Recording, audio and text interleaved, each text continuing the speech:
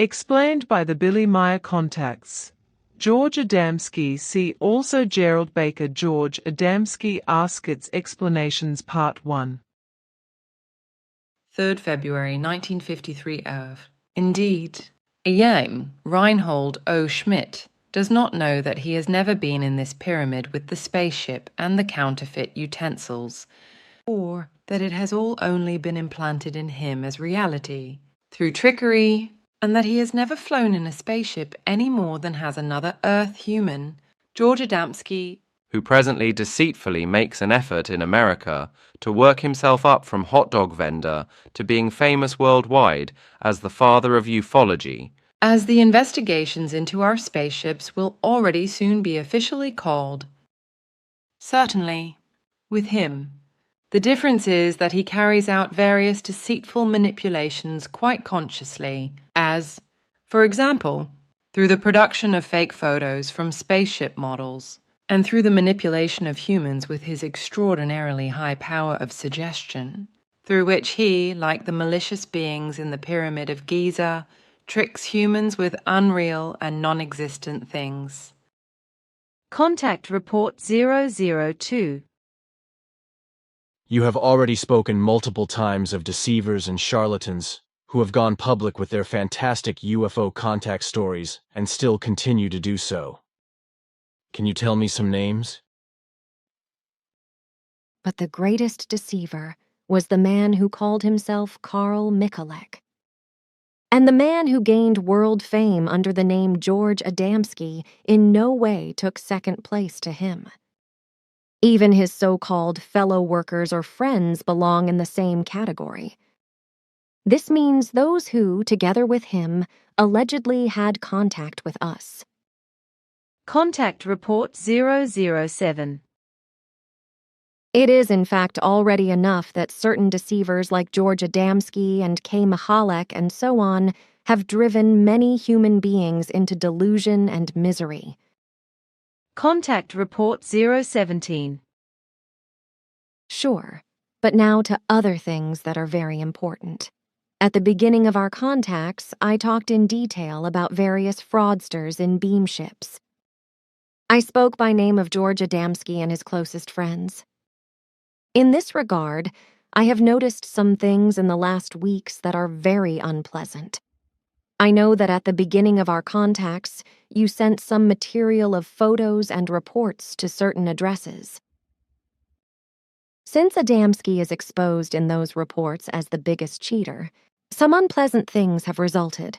In the last few weeks, various things have been done by various well-known parties to bring this cheater Adamski even more into the public eye as a hero and to present him as the actual father of the UFO contacts. Basically, his closest friends, etc., are cited as witnesses who swore that they had seen and experienced various things with Adamski. But these witnesses have unconsciously fallen into lying and claim things that do not correspond to the truth. George Adamski influenced his friends and acquaintances so suggestively that they saw and experienced things that did not exist. Only very, very few people knew that Adamski had good suggestive powers, which is why they feared him and kept it quiet. But that he was a phenomenal suggester was completely unknown, and of course he himself kept this secret in his favor. By this extraordinarily high suggestive power, he influenced his friends and acquaintances and led them to believe in the most fantastic things, which they then testified in lieu of an oath as truth. Beware of cheaters and charlatans like Adamski was. There are many like him who are already working, and there will be many like him, and all of them will spare no means to make a profit. They lift us up lyingly to perfection beings, which we really are, but not because we are human beings like you, and we are as fallible as you human beings on Earth. Contact Report 029. But especially I would like to talk again about George Adamski, because he made the most tremendous assertions together with Carl Michalek, and because of the excessive number of trick photos, etc., he became more and more audacious and frivolous in the course of the years. Since he saw and recognized that he found great approval in certain circles, and that his photos, etc., were not subjected to too much scrutiny, and therefore were able to deceive real experts, he dared to make even greater claims, namely that he had flown in extraterrestrial spaceships and had been photographed from ship to ship by extraterrestrial life forms.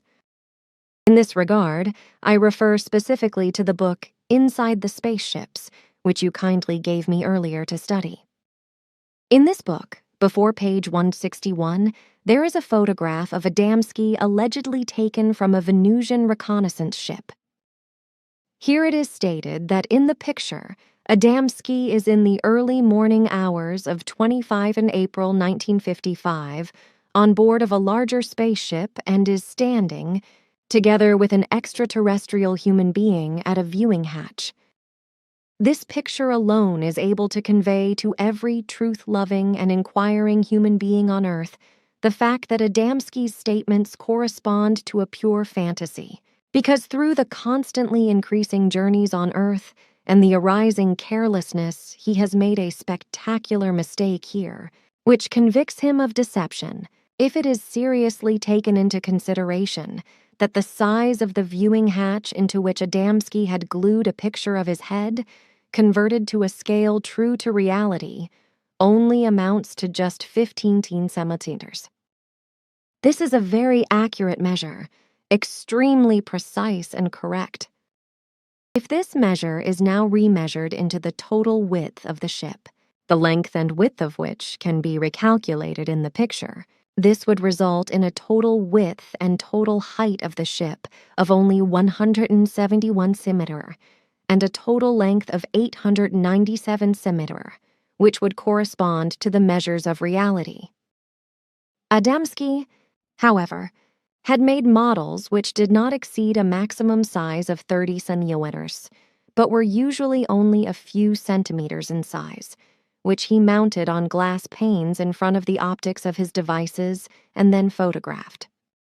In this way, he obtained very deceptive photos, especially when he worked with telescopes and was able to use the moon as a background.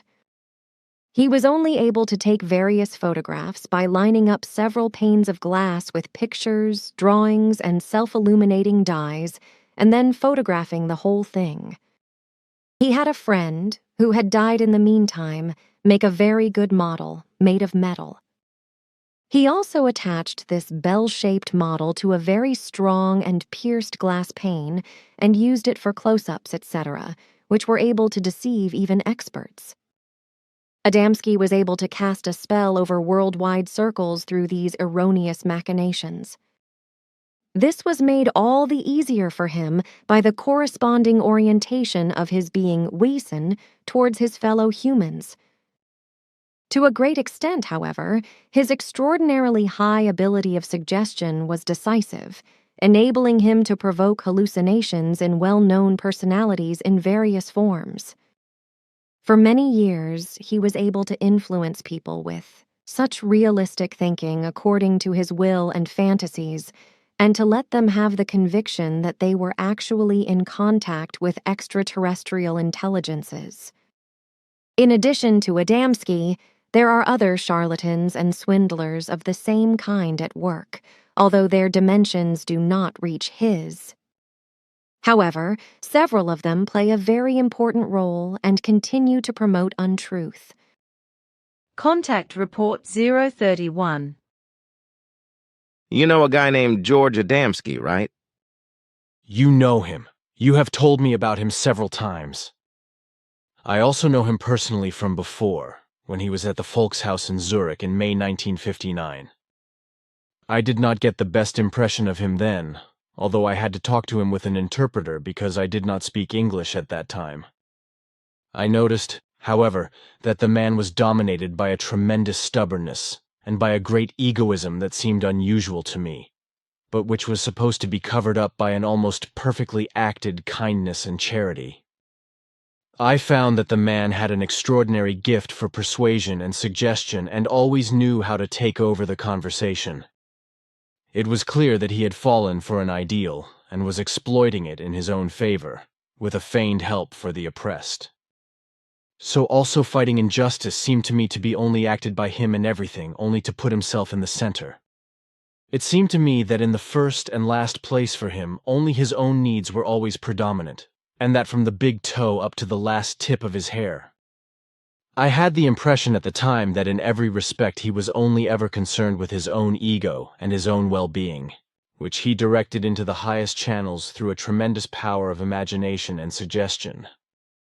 He also seemed to me to be dominated by the will to want to be first in every relationship and also to want to take the lead in every relationship. You have observed and analyzed the man very carefully, which apparently no Earth human being has ever been able to do before. Adamski indeed showed the qualities you mentioned, but he managed to cover them up almost perfectly and thereby deceived countless human beings. He was born under the sign of Aries and degenerated in a very negative manner. The reason, however, why I am again calling your attention to this man and to parapsychology is this. The space beings you mention do not exist in any form, and they are only the degenerate fantasy product of your impossible parapsychology in the first place. In the second place in this fantasy degeneration functions the aforementioned Adamski. He lived in a hopeless web of lies and was a fantasist with extraordinarily highly developed powers of suggestion. Until a few years ago, your unreal parapsychology partly spoke of space beings of your mentioned form. Adamski took over this form for himself and imaginatively created a special form of being out of them, namely the universe guardians, etc. Neither parapsychology nor Adamski also get to the heart of the truth. Beings of the forms they mention are absolutely non-existent. They have never existed, nor will they ever exist. They are the pure fantasy product of overstimulated, misguided, or sick brains, but on the other hand, they are also implanted fantasy products of the Giza intelligences addicted to world domination. The truth about the most diverse forms of beings rests in completely different values than are claimed by your parapsychology, by Adamski, and various other Earth humans. But these entities have not a single iota in common with the aforementioned fantasy space beings. But now I would like to come back to the UFO contacts, that is, to those people whom you call swindlers and fraudsters. What I am interested in is this. Under what circumstances do you call these persons guilty of swindling and fraud? If it is indeed the case that their statements and reports are not true, this is the case if these Earth humans are not in contact with any extraterrestrial life forms and only fabricate their statements and evidence themselves through their imagination and skill, as was the case with Carl Michalek and George Adamski, for example. So that means that these people are deliberately creating and spreading lies for some reason? It is so.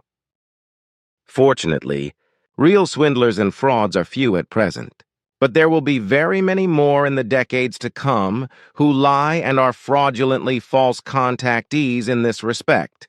That is to say, such Earth humans who, for selfish or world-improving reasons, etc., create lies, swindles, and frauds, have created or will create lies, fraud, and deceit to serve their own or others' egoism, delusion, and profit, like Michalek and Adamski.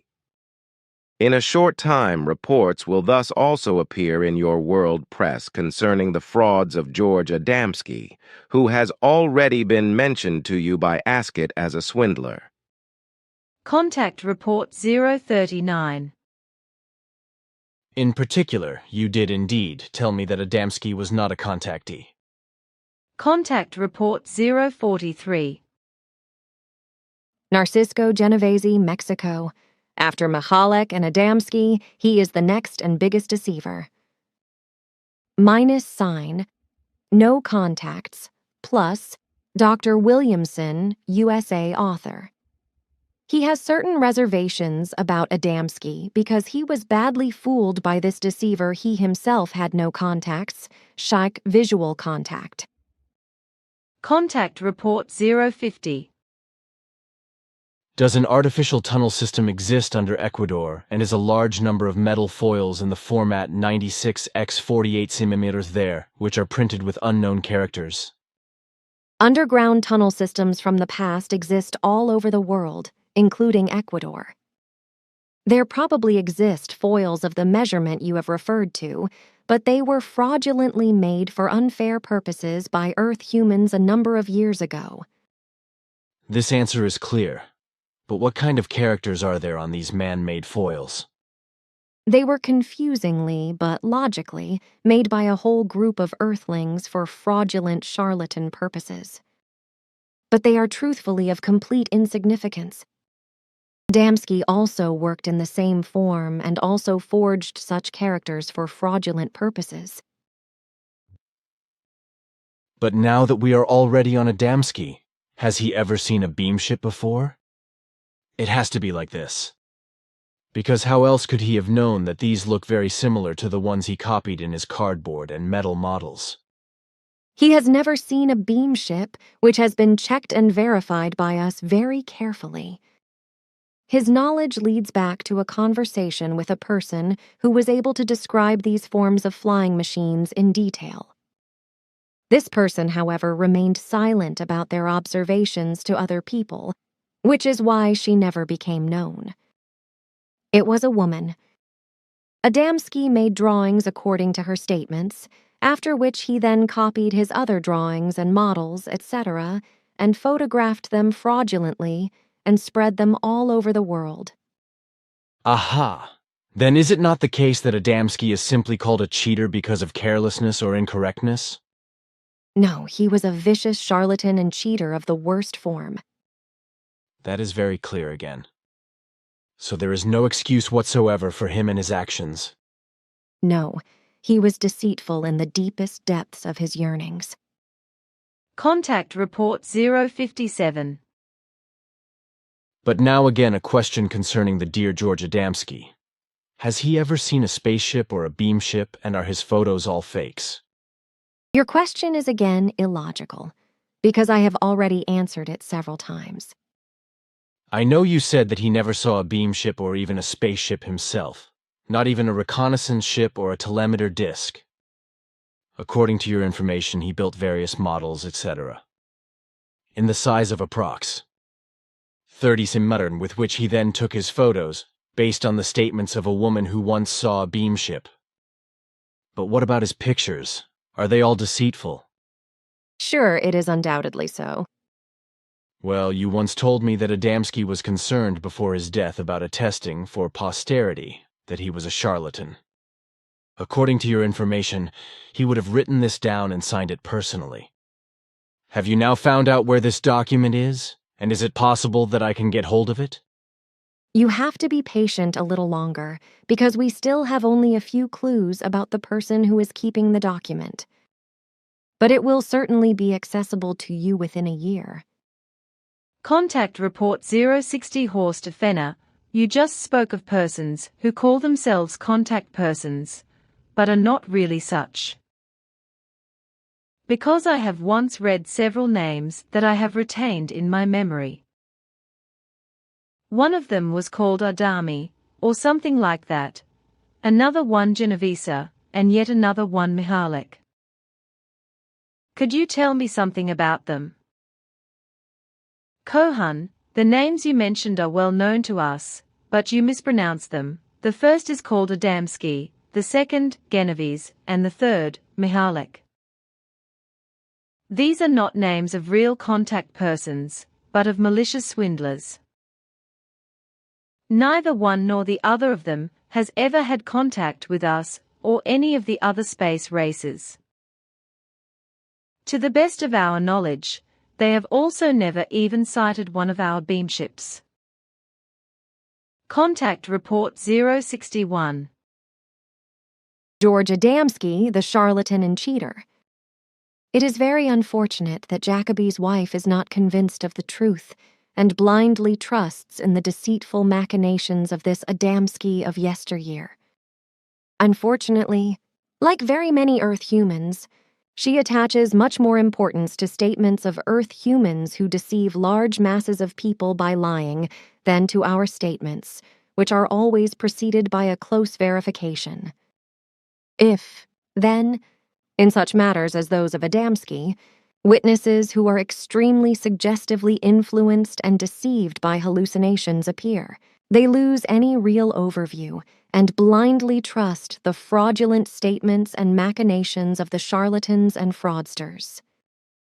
With Mrs., not only for the things of us, she does an extensive and valuable job in every direction, but is badly deceived and cheated by various pseudo-contactees, unfortunately.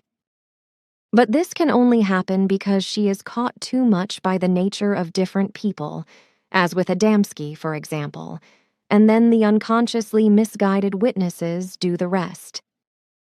Contact Report 062. Further, on my holiday, Ilse von Jacobi also unreasonably reproaches me in a twisted and false manner, whereby she refers to the first book by Adamski as supposedly corresponding to the truth, but that the second one is wrong. Her assertions go so far in her unreasonableness that she begins to assert things that have no truth at all. The reasons for her action in this regard lie on the one hand in the recognition of Adamski's lies and deceits, whose first book also corresponds only to charlatanry and deceit, as does the second. Contact Report 109. Excuse the expression, my friend, but this Vorillon is certainly the craziest swindler in matters of alleged contacts with extraterrestrial intelligences. In his order of magnitude, he even surpasses Karl Michalek, Elizabeth Klarer, and George Adamski. Contact Report 238. She, Semjase, also explained to you then that it would soon be proven that all those swindlers, liars and cheaters who claim that Venus carries material human or spiritual life would soon be convicted of lying. This proof will now be provided towards the end of this year by the probe you have named, which will also reveal the great fraud of the ore-deceiver George Adamski, who is unfortunately called the father of ufology. Unfortunately, the fact that the truth about Venus is revealed and that there are no forms of life, either material or spiritual, will not dissuade the fanatics, sectarians, and believers from continuing to believe in the swindler Adamski and from defending his great fraud and his lies. Contact Report 244. On the other hand, we've known for years that America is home to the worst swindlers, liars, cheaters, and charlatans in terms of UFOs and contacts, and that no one anywhere in the world can even touch them with cold water in this regard. This has already begun with GA and has survived to this day. The fact, however, that those in America who can be accused of real experiences with extraterrestrial intelligences must suffer as a result as well, even if in reality these are only half a handful, does not bother these liars, deceivers, and charlatans, etc., who add everything in order to denigrate the Americans in general. Of course, only the liars, deceivers, and charlatans, etc. can do anything for this disparagement, and these are the deceivers and liars and charlatans, etc., who must also be called such.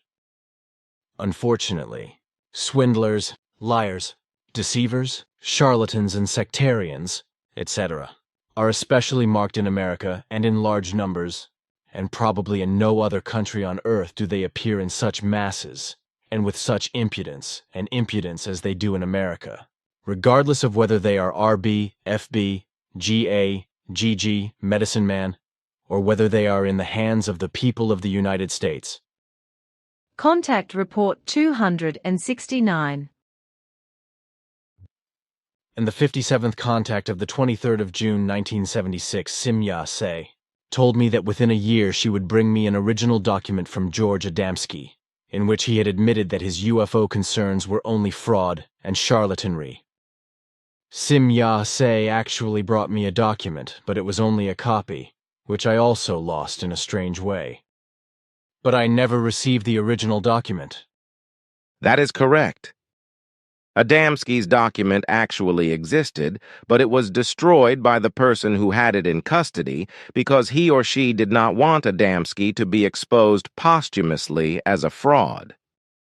So our people who were responsible for getting the document could no longer get their hands on it, but had to be content with the photocopy given to you, which, by the way, was stolen from you by H. Jacob when you gave it to him for inspection, and he gave you back an empty folded paper. He did not keep the document himself, but passed it on to that source which we still could not fathom. Contact Report 299. Then there is another question that refers to George Adamski. You once told me that he was not a professor at all, as he is still claimed to be. That is right. Contact Report 349.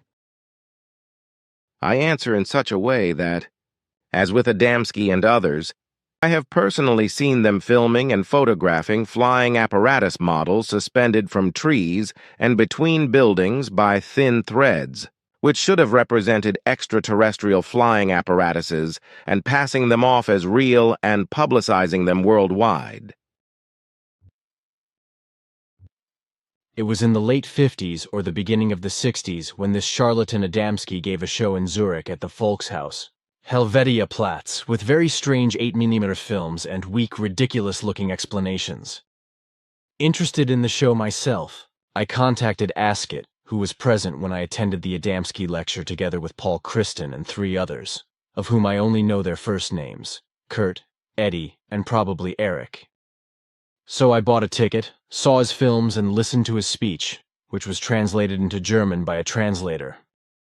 For my part, I had borrowed a translator from the extraterrestrial Ascot, who was also present herself, although she remained invisible to all present due to the technology of her light deflection capability, which also deflects and redirects radar beams.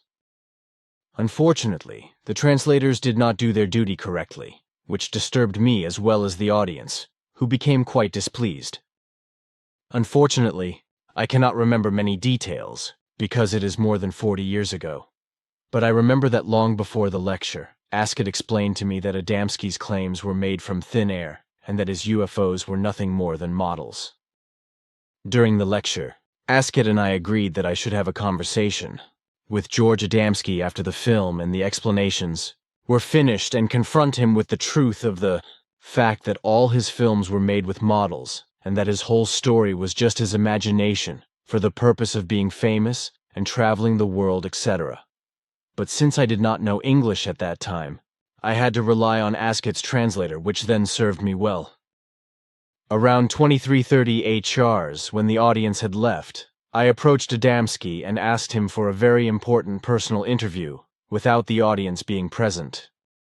He agreed to this, for 15 minutes as he promised.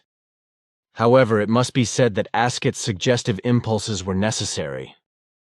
So we went into a small room, Ascot, of course, going along unnoticed, where I confronted him and accused him of fraud and charlatanry, which he, of course, vehemently denied.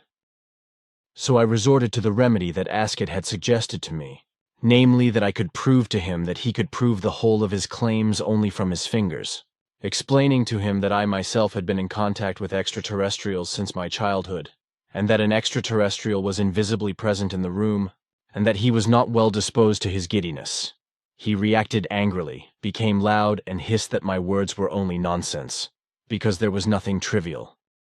Then I asked him how he would behave if Ascot, who had been invisible until then, suddenly appeared in the room. And again he hissed that there could not be such a thing. And that was exactly the moment when Ascot switched off her light redirection device and appeared out of nowhere right in front of Adamski. Pale as chalk and frightened, he opened his eyes and was unable to utter a word. It may have taken him 2, 3, or even 4 minutes to get his bearings, and he stutteringly asked Ascot, dressed in a spacesuit, where she came from and who she was. Of course, she explained the whole context to him, but I cannot remember the details, which led Adamski to apologize to me and explain that I was right with my accusation against him. But he had brought everything up big, and now he could not go back, etc., because otherwise he would make himself impossible all over the world. I do not remember what he said, except that he said that he always felt very alone, and that he had therefore sought the way through the alleged UFOs and contacts with equally alleged extraterrestrials. That in order to get in contact with people who should admire him, to which he also used his strong suggestive powers to cast a spell on people. Finally, we were then more than half an hour in the room when suddenly there was a knocking at the door, whereupon Asket switched on her cloaking device again in a flash and was absolutely invisible. Then a woman came in who wanted to pick Adamski up and asked if we were finally finished, which I answered with yes, after which I left wordlessly and never heard anything from Adamski personally again. Unfortunately, I cannot remember anything more, at least not the exact details of the conversation, neither from myself nor from Adamski or Asket. Contact Report 561. The Plejaren never spoke and never speak the untruth. This in contrast to the liars and deceivers George Adamski and Karl Michalek and all the other swindlers, cheats, charlatans and liars who claim the same or similar things as Adamski and Michalek with regard to high life on Venus, no matter whether they lived yesterday, live today, or only tomorrow, and deceive and lie about it. I have seen Venus with my own eyes, and I can say with a clear conscience that all this is true as I have described it, which is why no other life in any higher form is possible on the planet except heat and acid-resistant life. Contact Report 568. Although there is only the Earth in the whole solar system, which is inhabited by human beings and many other life forms, Ashtar Command claims that the whole solar system is inhabited. This is scientifically already today a complete nonsense and nonsense, whereby the whole thing reminds of the charlatanism of Georg Adamski with his human beings from Venus, as well as of Jacob Lorber, who described the huge gas planets as the habitat of human beings, etc. Contact Report 724. But what is to be said now concerning Adamski himself can be explained succinctly. Adamski was a swindler beyond compare, whom many followers, devoid of reason and intellect, believed unthinkingly, and still do so today, because they are incapable of getting to the bottom of reality and truth themselves in their obedient faith. The fact is, I know Adamski personally from before, when he was at the Volkshaus in Zurich in May 1959. I did not get the best impression of him then, although I had to talk to him with an interpreter because I was not yet proficient in English at that time. However, I found that the man was dominated by a tremendous obstinacy and by a great egoism that seemed unusual to me, but which was supposed to be covered up by an almost perfectly acted kindness and charity. I found that the man had an extraordinary gift for persuasion and suggestion, and always knew how to draw the conversation to him. It was clear that he had fallen for an ideal and was exploiting it in his own favor with a feigned help for the oppressed. So also fighting injustice seemed to me to be only acted by him, and everything only to put himself in the center. It seemed to me that in the first and last place for him, only his own needs were always predominant, and that from the big toe up to the last tip of his hair. I had the impression at the time that in every respect he was only ever concerned with his own ego and his own well-being, which he directed into the highest channels through a tremendous power of imagination and suggestion. He also seemed to me to be dominated by the will to be in first place in every relationship, and also to want to take the lead in every relationship. Furthermore, I can say today, which unfortunately for certain reasons I was not allowed to do publicly before, that Asket from the Dal universe, on behalf of the Plejaren Svath, was my closest contact person from 1953 for a full 11 years, then afterwards also until 1975. Asket arranged that the two of us beamed into the room reserved for Adamski and suddenly stood before him. He collapsed in fright and could only just sit down on a chair. Ascot talked to him and also translated everything I asked him and said that he was telling lies, because he knew very well that his fantasy stories were nothing more than fantasy. Slowly, he regained his composure and admitted that he had lied and cheated, stating that his motive was that he had a great need to be known, as is also the case with actors. He thought that he could use Kenneth Arnold's story as a basis and expand on it in the way he did. Our meeting with him, however, did nothing to make him stop his lies and deception, because he continued in the same style, probably because he was too cowardly to publicly admit his rotten machinations. Contact Report 727. This experience of Kenneth Arnold's was fraudulently exploited by George Adamski, who lived in America and came from Poland, by fraudulently claiming with lies that he was in contact with a woman from the planet Venus.